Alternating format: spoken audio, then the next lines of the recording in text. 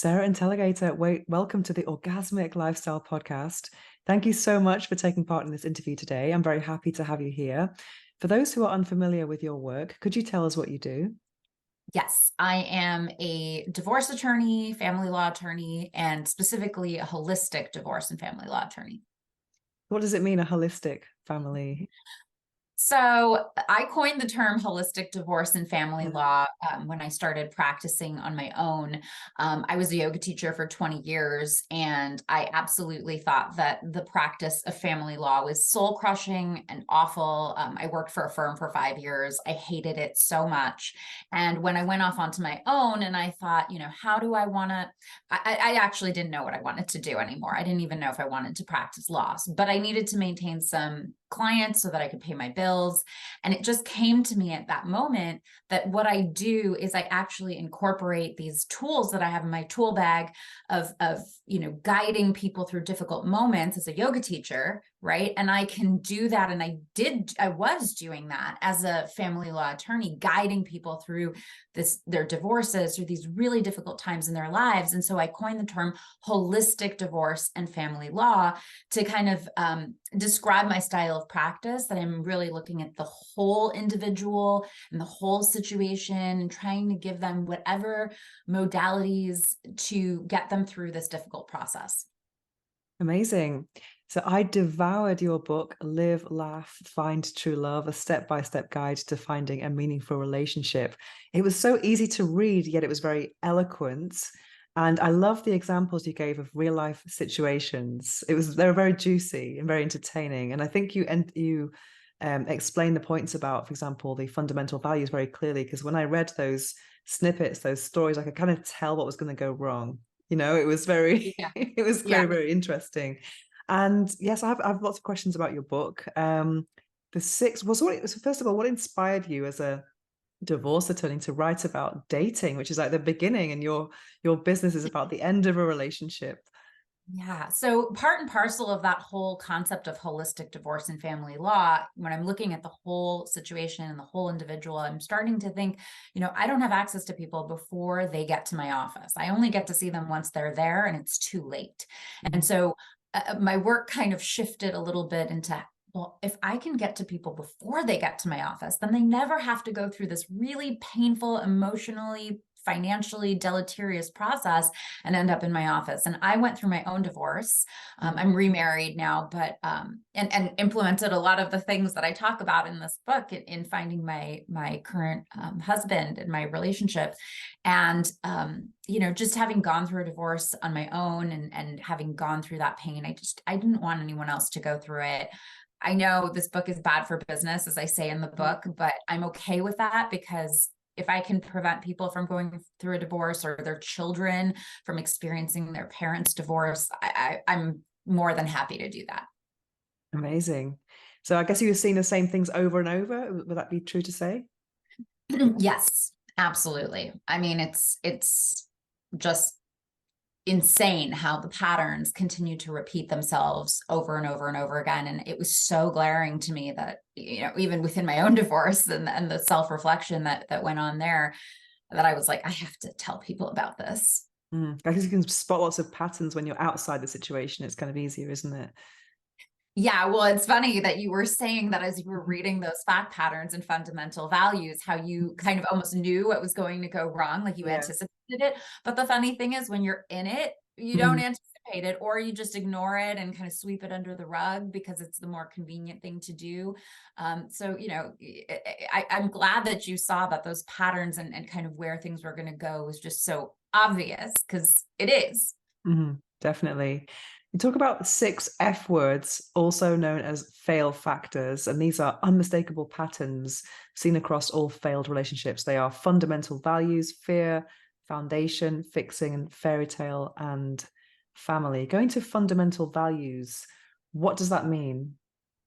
So fundamental values are distinguishable from fleeting interests, things that you just happen to be into in the moment. Fundamental values are things that are so important to you. They are so part of your essence of who you are that they're going to be important to you in, 50 years into the future, and they probably were important to you for the duration of your entire life.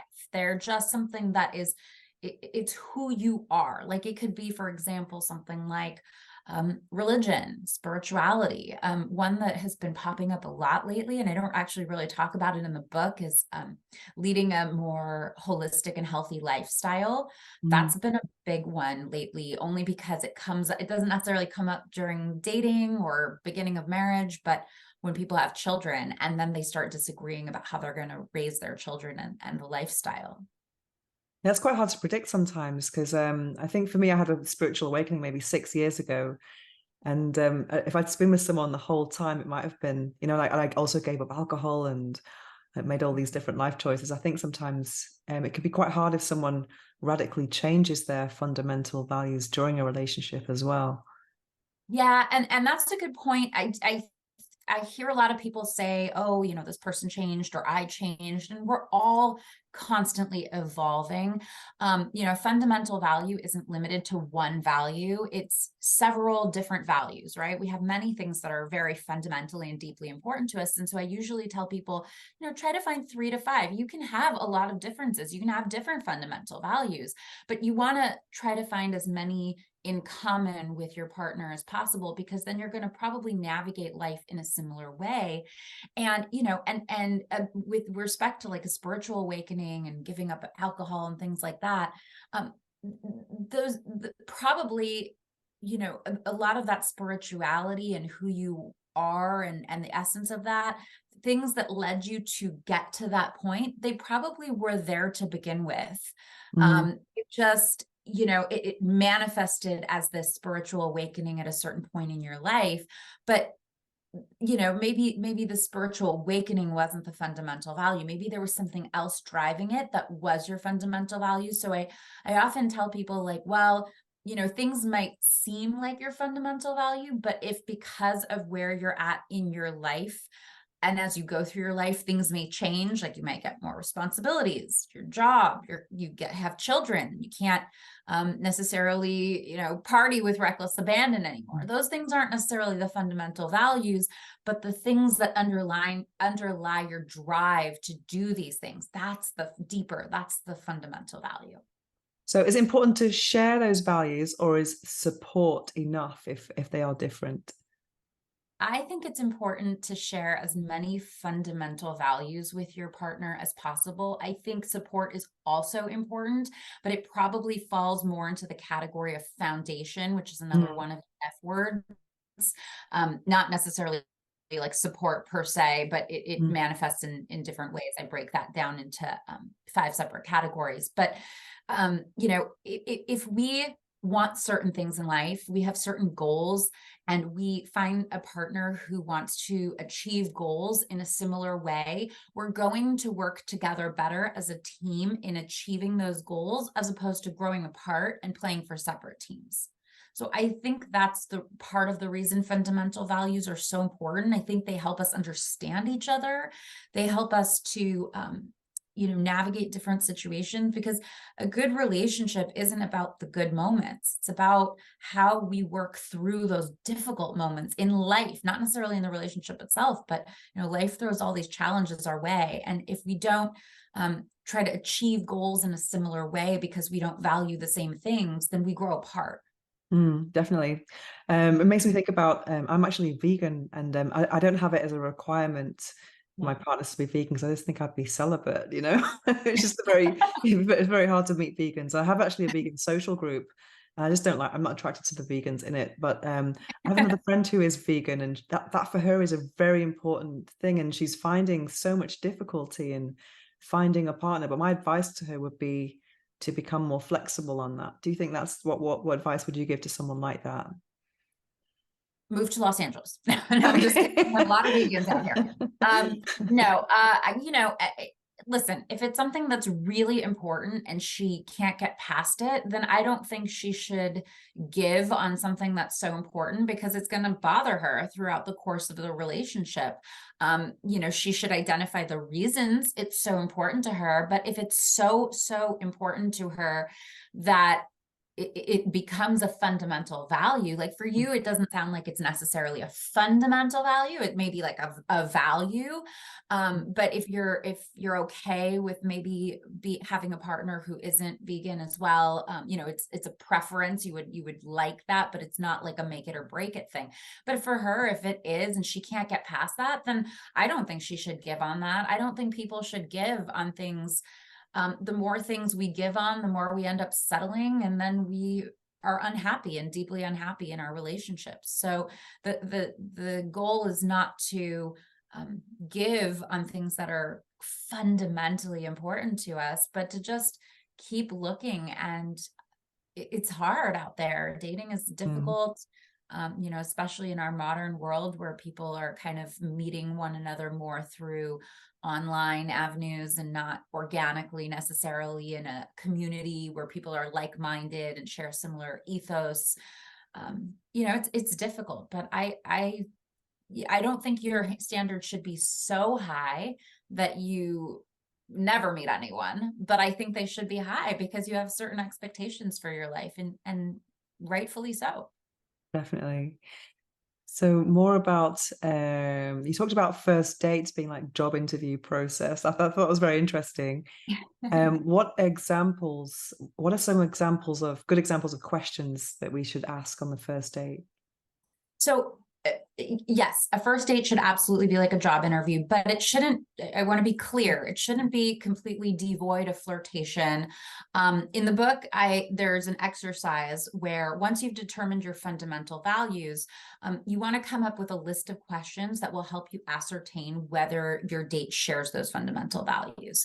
And so, these are not questions you're necessarily asking on a first date. Maybe you're asking one on a first date, maybe you're asking one on a second date or a third or fourth.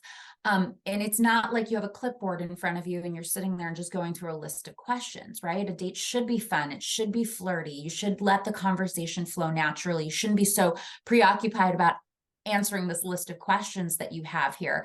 But it is important to, and one of the reasons I have people do this exercise is so they already have these questions in their mind so that they can kind of pepper them into the conversation to just start to feel out whether this person might be worthy of going on a second date with or a third date with, or whether this is something worth pursuing. And so if, for example, your fundamental value is veganism, right? We talked Mm. about that, right?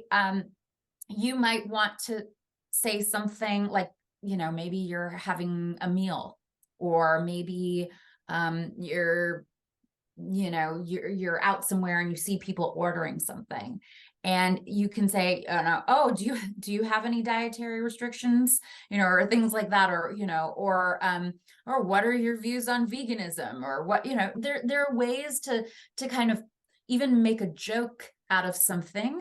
And when it organically fits into the conversation, ask about it. Because on a first date, you might say, hey, I'm vegan. How do you feel about that?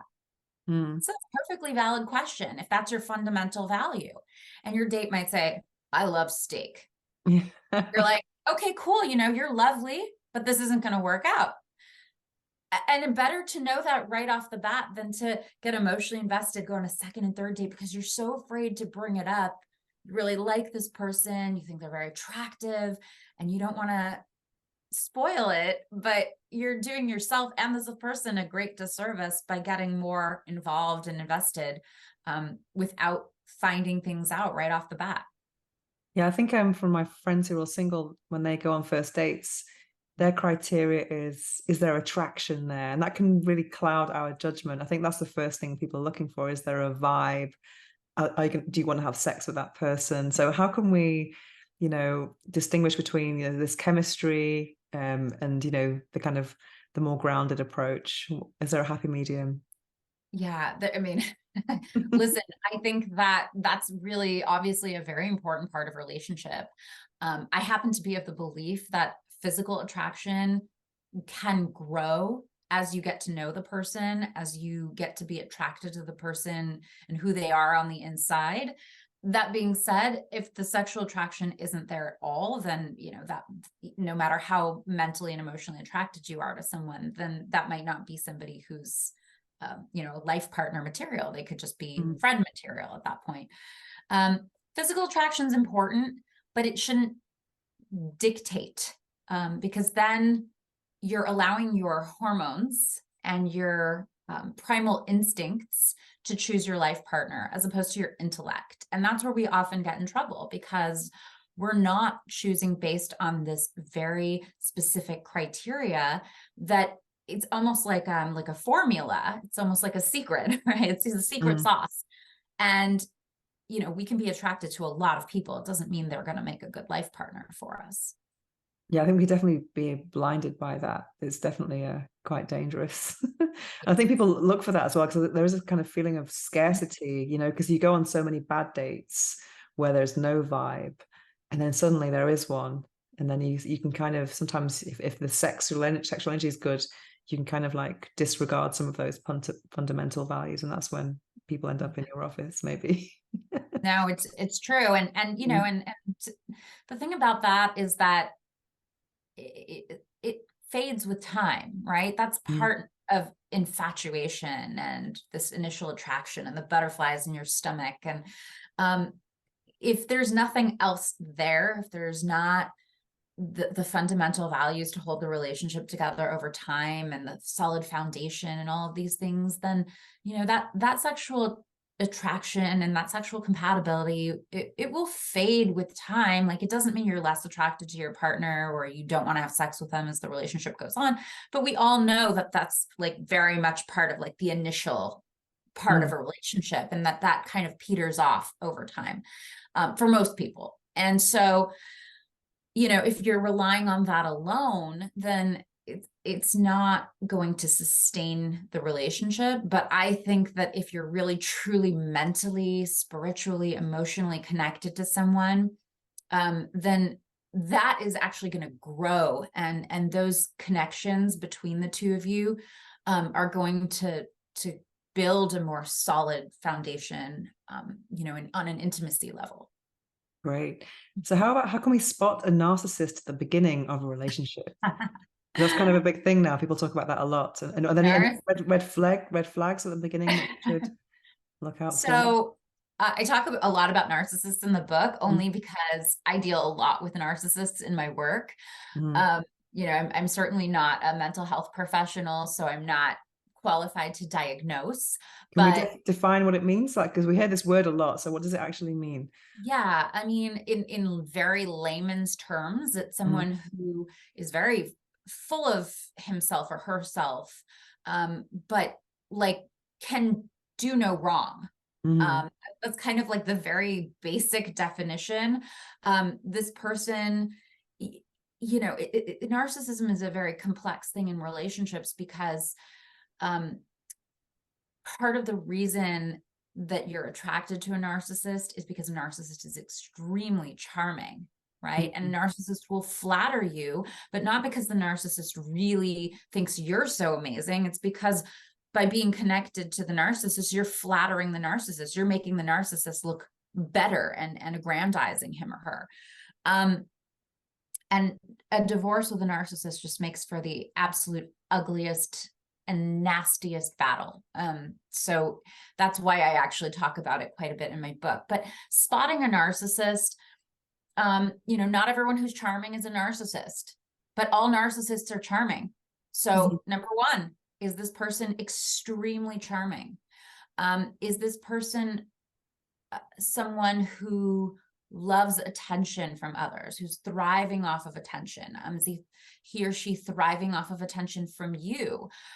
Is this person just putting you up on a pedestal? And is this person really doing it because he or she thinks you're amazing?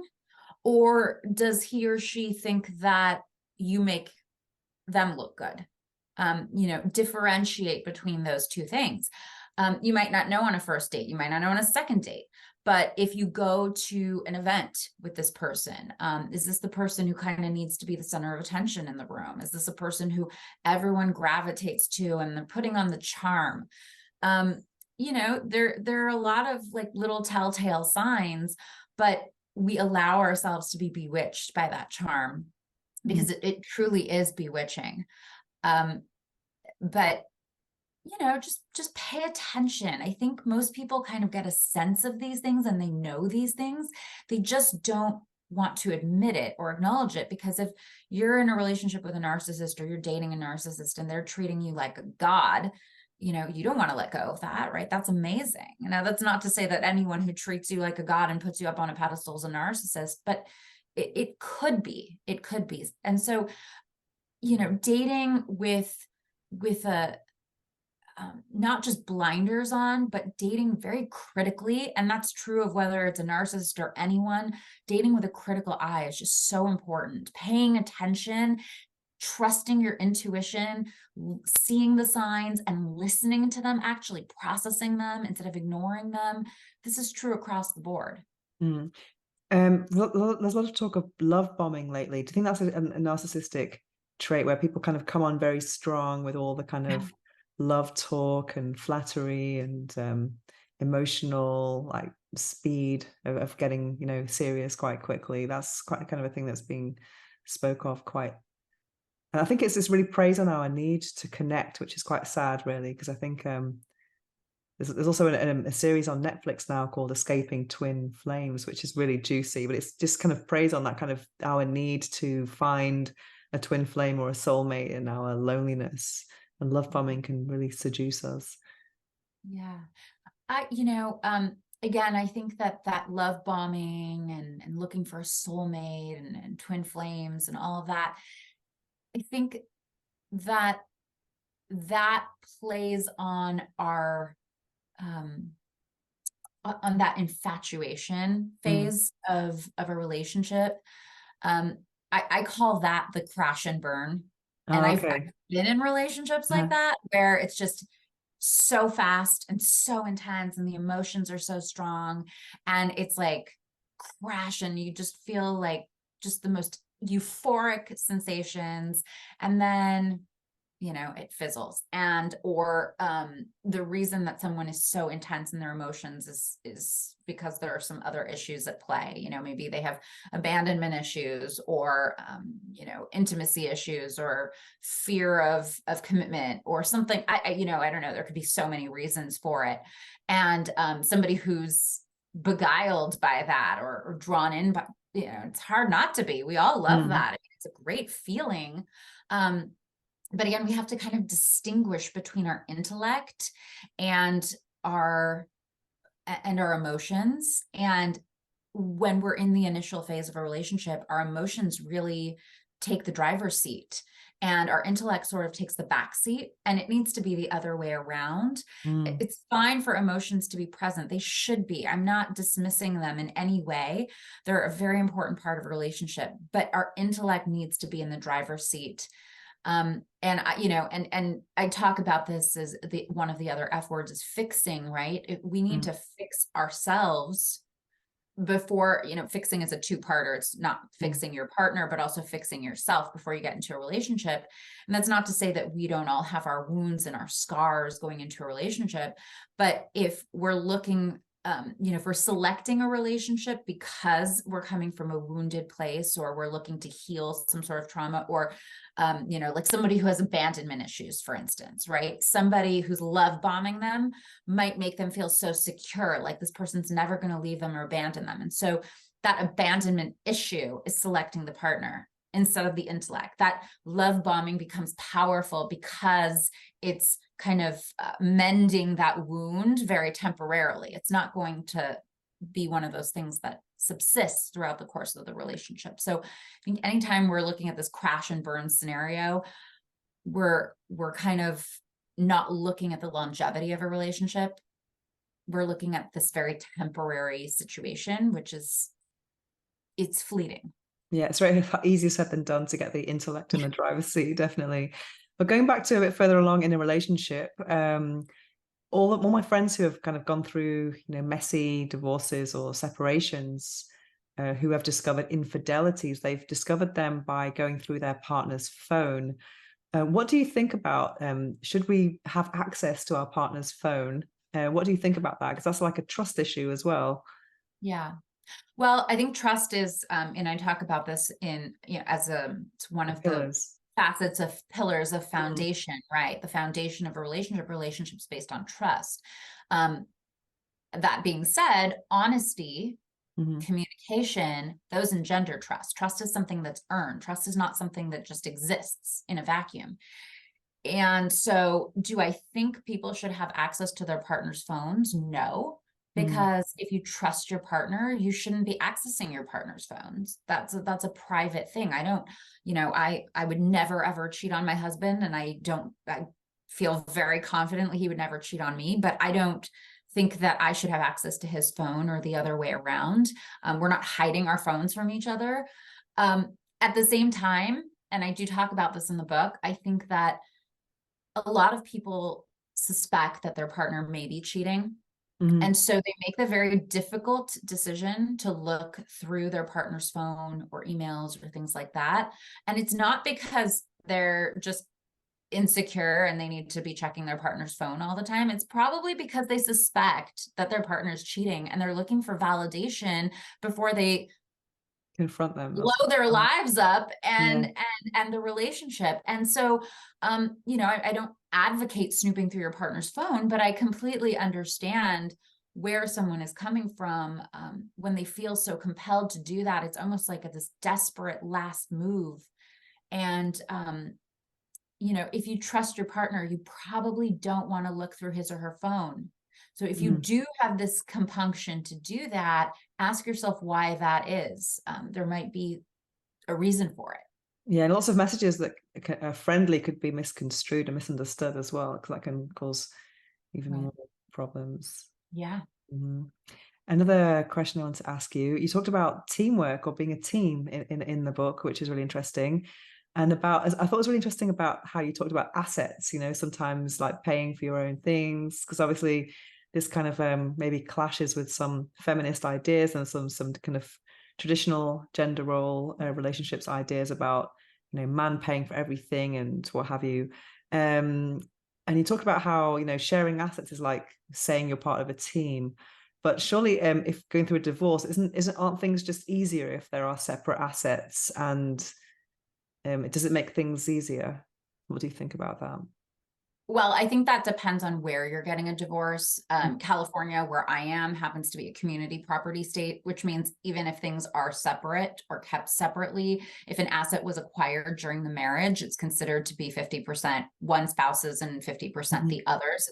So in a community property state, that would be true. There are other states where that isn't true, and certainly other countries, the laws are very different. Um, and I say this in the book. I think that there are obviously relationships, and I know people who keep assets separately, and they're very successful relationships. I don't see relationships that go right. I see relationships that go wrong. And a lot of times people will come to me and they'll say, "Oh, well, we kept everything separate." Or a very common scenario is like a husband will keep all of the finances in his name, and he has a stay-at-home wife and she's completely financially reliant on him. She's in the dark about all of their assets, their investments, everything, and he knows everything and he's in charge of everything. And that's a power dynamic, that's a Mhm. control issue in many ways. But it leaves the wife in a very difficult position in the divorce, at least in California, where they're splitting assets, where they're community property. I do think that your point is valid, though, that Mhm. there are these traditional gender roles, and there's also this feminist notion of being independent and having your own assets, and those are all valid. I don't think that you should have to account for every penny and share every penny and show your spouse every penny you're earning and where you're spending it to be a team. I just think that being a team and, um, like you're kind of both contributing to the common pool in some Mm. way. And when I say that, it doesn't have to be financial. There are a lot of relationships where wife is a stay-at-home mom, husband goes to work, like the more traditional family structure, and the wife is sitting there and she's taking care of the household and taking care of the children, and that's just as important a contribution as going to work and making money and supporting the family financially. So teamwork kind of manifests in many ways, but I don't, yeah, you can have a separate bank account here or there, but I think that thinking of your earnings and everything you do as part of a common pool so that you can further the common interest and the team, that kind of that mentality could facilitate a sense of teamwork in the relationship. So what about prenups? Do you think this is like going into marriage already planning for the end? Yeah, I don't do prenups. I don't particularly like them. I know that when that word gets brought up, somebody usually gets very upset about it. I see the utility in them, and I understand that, you know, when we enter into a partnership and there are a lot of assets involved, that, you know, we enter into contracts all the time in business deals, things like that. And I'm a big proponent of viewing a marriage as a partnership, and, you know, and not necessarily viewing it in the romantic sense, which I think prenups, what they do is they immediately take that romantic notion of the relationship out of the equation. At the same time, you know, I just think that they do place a strain on relationship. One person's resentful, or it could create distrust. You know, there are pros and cons to prenups. So, you know, yes, I think that if you're going into the marriage thinking it's forever, it sends a very damaging message to ask for a prenup to the relationship. Not from a legal standpoint. As an attorney, you know, I could say, okay, well, I advise that you get a prenup. But from a relationship standpoint, I think it's usually damaging. But a legal question then, does a prenup, is that kind of, because that override the law? Do you mean, because the law is obviously a fixed thing and a prenup is like a private agreement. So how does that work out? So again, I'm only licensed to practice in the state of California, which means I can only comment on the law in California. And prenups can supersede the law in some regards. Like, for example, you could do a spousal support waiver, like alimony waiver. You could contract for, like, instead of, okay, well, anything I earn during the marriage traditionally would be community property under the law, but we're deciding that it's going to be my separate property, even if I earn it during the marriage. So you can kind of supersede the law in that way. There are certain things that are against public policy, like you can't waive child support or things like that. So that wouldn't be allowed in a prenup. But yes, in some ways, a prenup can supersede the law. And so that's why it's favorable to a lot of people, because it doesn't necessarily mean guarantee like an equal asset split or things like that. I think, I don't know if it's worldwide, but I think the first working day of January is known as Divorce Day. You know, people have had a Christmas where they thought, no more, I'm not doing this again. Would that be true for you? Is that your most profitable day?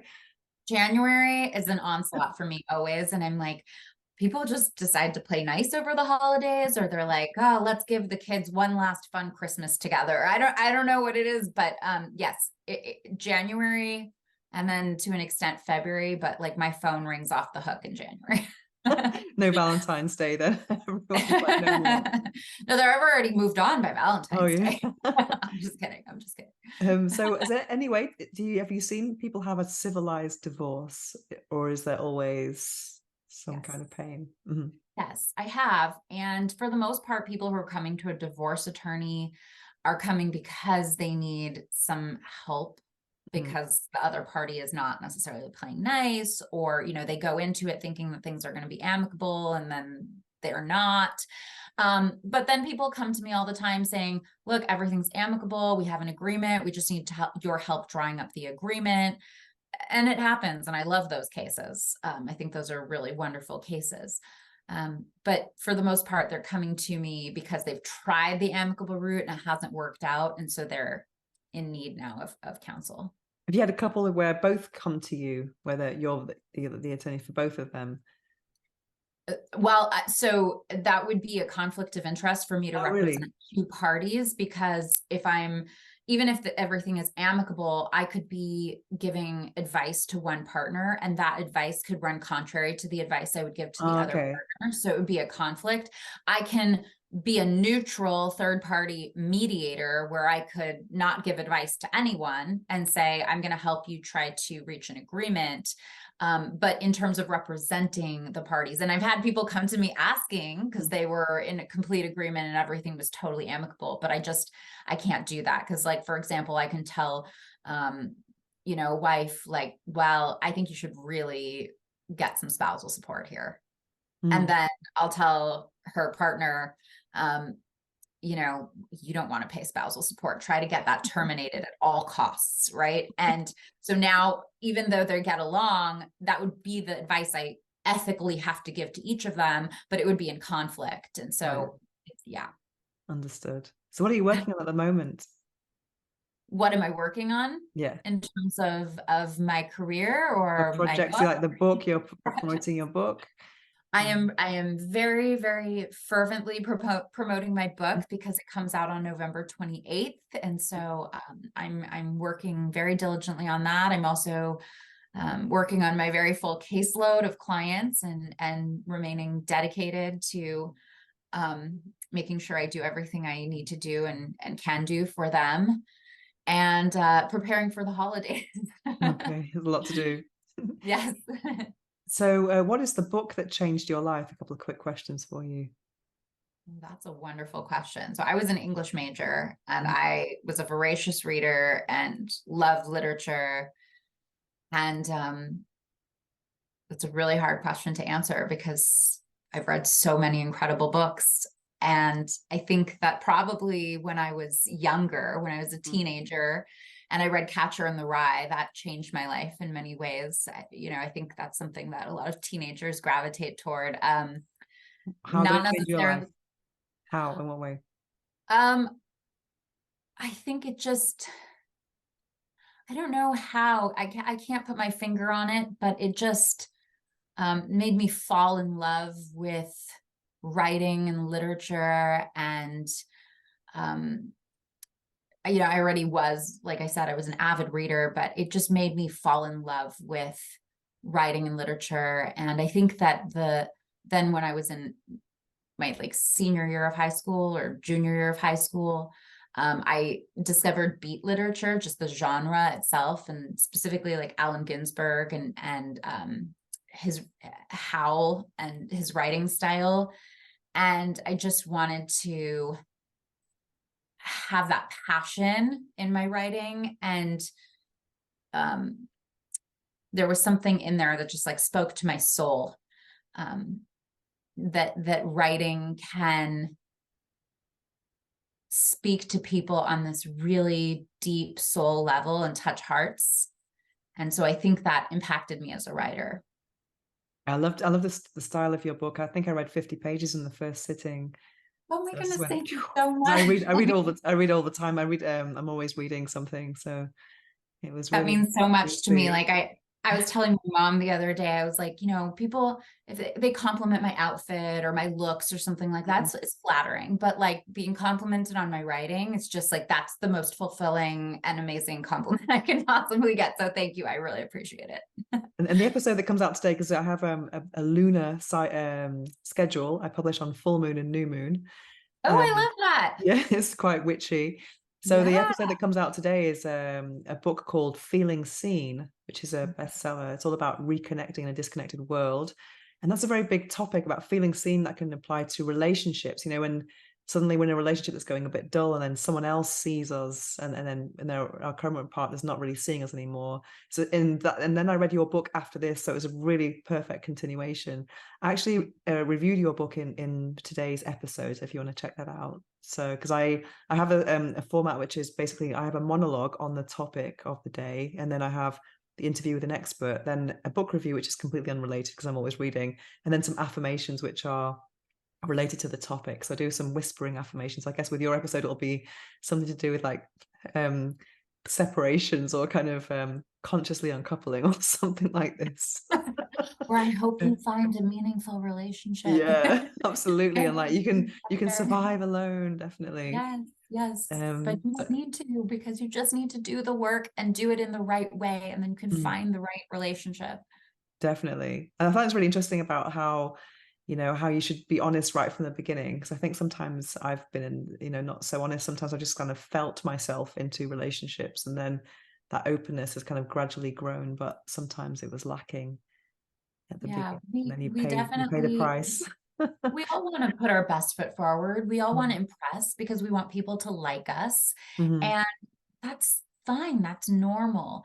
mhm. But you are who you are, and the person is going to find out. So why not Yeah. show the person right off the bat? And why not also take a step back and realize that you are wonderful just the way you are? You don't need to pretend to be someone else to be liked. And if that person Mm. doesn't like you for who you are, they're not the right person for you. That's fine. On to the next. Yeah, you gotta honor your weird, I always say. So Yeah, definitely, definitely. absolutely.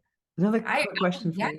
I So remember doing a handstand while I was a little tipsy on my mhm, first date with my husband because I had gotten to the point where I just didn't care anymore. And I was yeah. like, I don't even want to be in a relationship. Like, I'm just going on this date. I don't care. And I was just being myself for the very first time on a date. And I've continued to be myself throughout the whole relationship because I never felt like I had to pretend. And at the same time, he was somebody who I think made me feel like I could be myself. And that's maybe a part of it, is that we want to be liked, and we don't necessarily think we can be liked for who we are. But then when we meet someone who makes us feel like we can be liked for who we are and likes us for who we are, we can be ourselves. So it's like a Mm, two-parter. definitely, definitely. So do you have a phrase or affirmation or quote that you live by? Oh, I'm going to totally botch it. I think it's a Gandhi quote, but it's Mm. learn as though you were going to live forever, but live as though you were going to die tomorrow. And I'm paraphrasing it because that's not the exact quote, but that's the quote I like to live by. That sounds very applicable to all areas of life, definitely. So where can people find you? So they can find me on Instagram at my handle is sarah.a.intelligator.esq. It's a mouthful. They can find my book at livelaughfindtruelove.com, or my website, which is lafamilylawpractice.com. Perfect. I highly recommend the book. I'm going to publish this in January, I think, for the Oh, first episode when everyone's had enough of Christmas. So thank you so much for taking part in the Orgasmic Lifestyle podcast. It's been a real pleasure. And hopefully thank we'll you for find love. having me. Yeah, hopefully. Good luck out there. Thanks. Thank you.